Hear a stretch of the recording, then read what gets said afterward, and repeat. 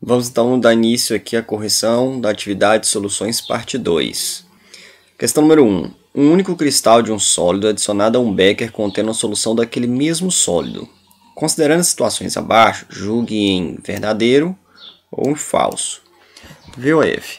Então aqui eu tenho as ilustrações A, B e C. Tranquilo. Então o rapaz disse aqui no enunciado, quem escreveu essa questão, uma questão de um vestibular, não me lembro de qual, que existia uma solução e ele adicionou um pequeno cristal. A primeira sentença para julgar VOF. A situação A aconteceria, a situação B aconteceria caso a solução inicial fosse insaturada. Ou seja, isso daqui aconteceria se a minha solução inicial fosse insaturada. Eu jogaria um cristal e continuaria então homogêneo. Perfeito, verdadeiro. Então aqui, verdadeiro. A situação A ocorreria caso a solução inicial fosse solução saturada. Sim, se a minha solução fosse saturada, que não comporta mais nenhum cristal dissoluto, nenhuma quantidade, nem que seja ínfima dissoluto, e eu adicionasse esse pequeno cristal, esse cristal ele apareceria aqui no fundo, como está aparecendo, tá? Então aqui a imagem A mostra o precipitado no fundo, que foi esse pequeno cristal adicionado. Então sim, se a solução fosse saturada e adicionasse um pequeno cristal, ele iria para o fundo conforme está na letra A. Verdadeiro. A situação B aconteceria caso a solução inicial fosse saturada. Não. A situação B mostra uma solução, uma mistura homogênea, não tem precipitado visível aqui. Então, se a solução que deu origem a ela fosse saturada e eu adicionasse o pequeno cristal dissoluto nela, esse pequeno cristal iria para o fundo, seria visível. Então, não daria essa imagem, daria a letra A. Então, aqui está falso. Falso. A situação C aconteceria caso a solução inicial fosse supersaturada. Certo. Então, imagine que você tem uma solução supersaturada e adiciona um pequeno cristal, vai dar a imagem letra C. Por quê?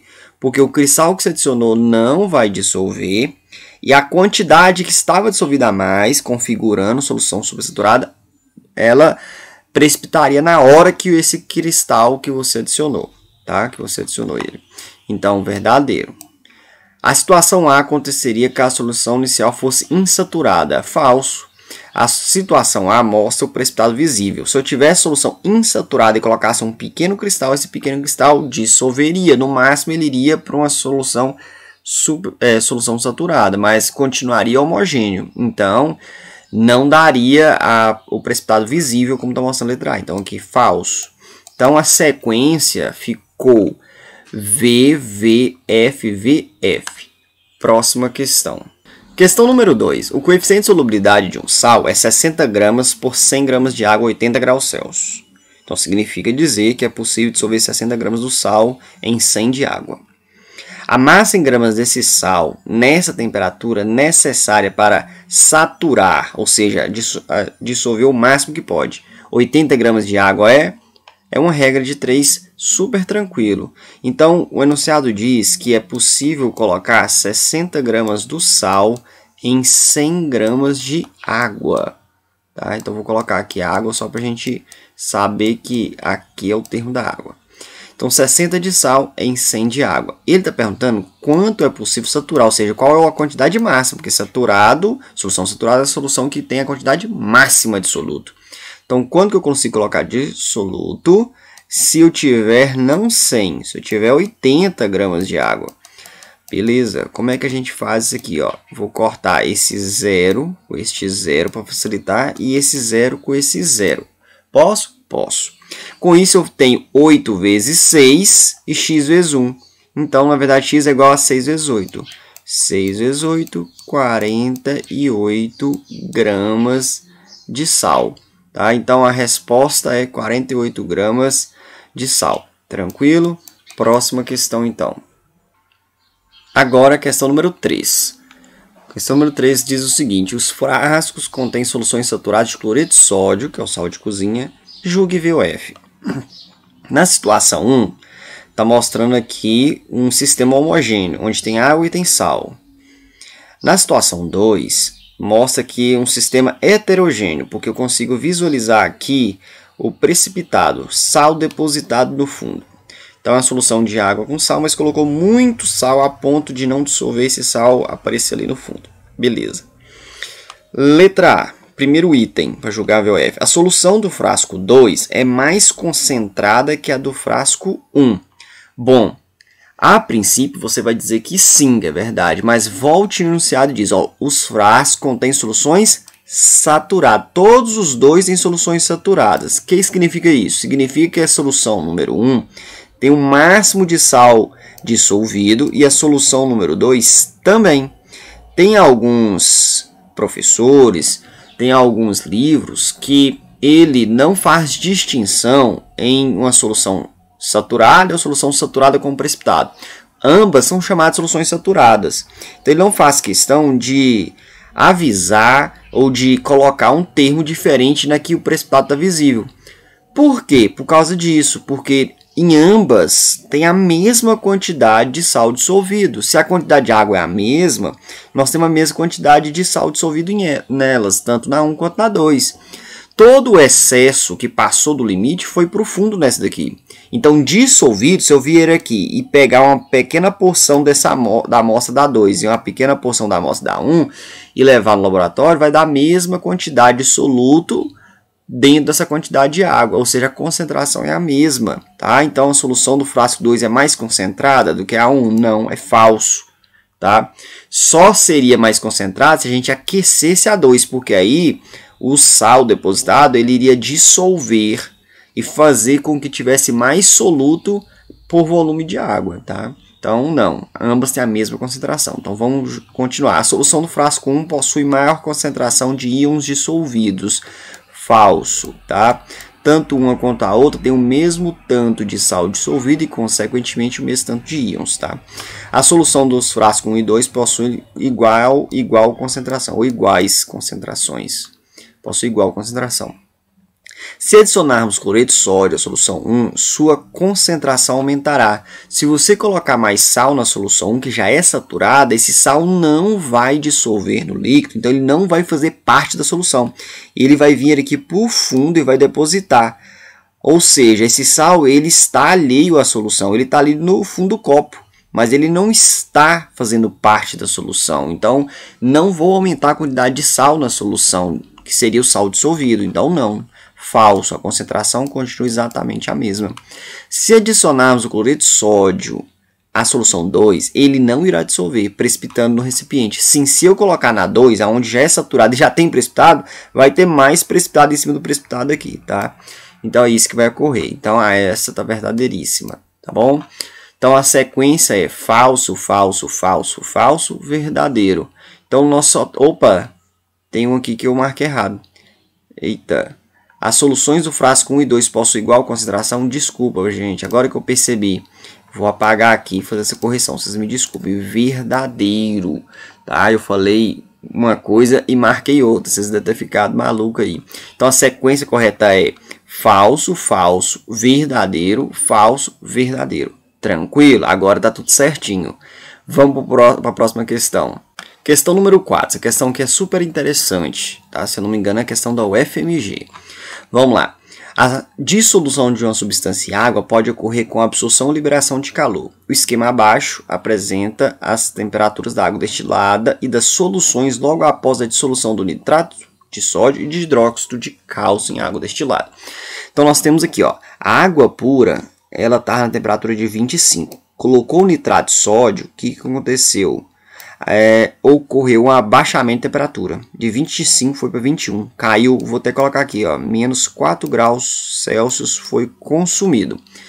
Agora, quando tem água e hidróxido de cálcio, a temperatura foi a 29, no caso aqui houve um acréscimo, um aumento, né, uma variação positiva de 4 graus Celsius, ou seja, uma abaixou a temperatura e a outra elevou a temperatura da água.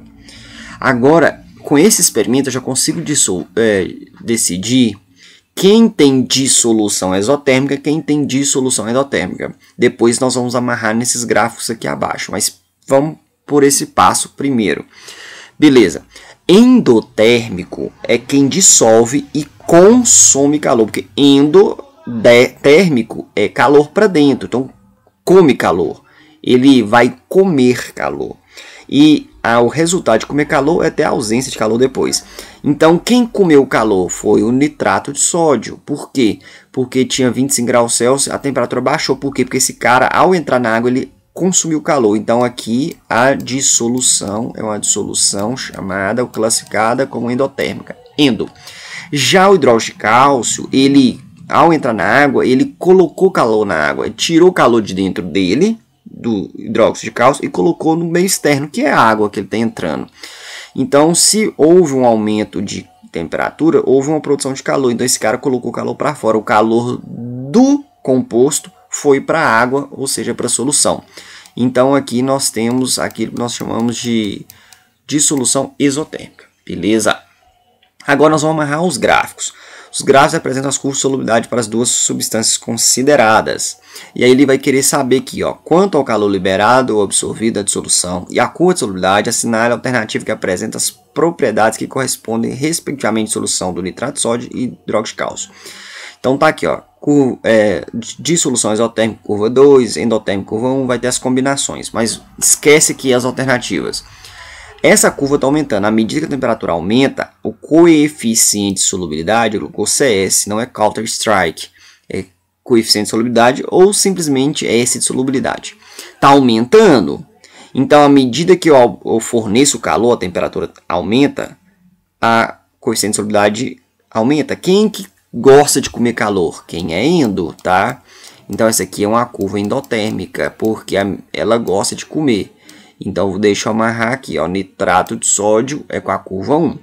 Já aqui, ó, à medida que a temperatura está aumentando, ou seja, à medida que está fornecendo calor para a solução, a temperatura sua está aumentando, a solubilidade está diminuindo, porque ele já está colocando para fora o calor, ou seja, sinal que ele não gosta. Você adiciona calor, dá a ele aquilo que ele não gosta, ele aborrece. Então, aqui, de fato, é a exotérmica, é de quem não gosta. Então, aqui nós temos o hidróxido de cálcio como a curva 2. Então, vamos lá. Na pergunta, ele coloca NaNO3 primeiro. Então, o NaNO3 tem que ser endo e curva 1. Tá? Então, nós vamos ter que achar endo e curva 1. Exo e curva 1, exo e curva 1, endo e curva 2, endo e curva 1. Então, aqui, ó, aqui casou, ó, endo e curva 1. Vamos ver, e aqui tem que ser exo, ou seja, porque o segundo a ser perguntado é o hidróxido de cálcio. Hidróxido de cálcio é o quê? Dissolução exotérmica e curva 2. Então, tá aqui, ó, exotérmica e curva 2, certinho. Então, a resposta certa é a letra P. Próxima questão. Próxima questão, questão número 5. Vamos lá. Com base no gráfico abaixo, julgue os itens. O aumento de temperatura faz com que a solubilidade de todos os sais aumente. Olha, o hidróxido, o nitrato de potássio aumenta, o cloreto de cálcio aumenta, mas esse daqui não. O sulfato de sódio diminui, então é falso. Aí é só saber ler gráfico, tem curva decrescendo, então é falso. Porque se o aumento de temperatura, à medida que eu caminho para a direita, sempre aumenta a solubilidade, devia estar só curva crescente, o que não é verdade. A 20 graus Celsius, solução preparada com 10 gramas de nitrato de potássio e 100 gramas é insaturado. Dá para fazer fácil, ó. A 20 graus Celsius, ele quer nitrato de potássio. Então, eu vou subir aqui até o nitrato de potássio. Tá aqui, ó. Subir o meu topo não tem importância, porque a margem de erro aqui é muito grande, ó.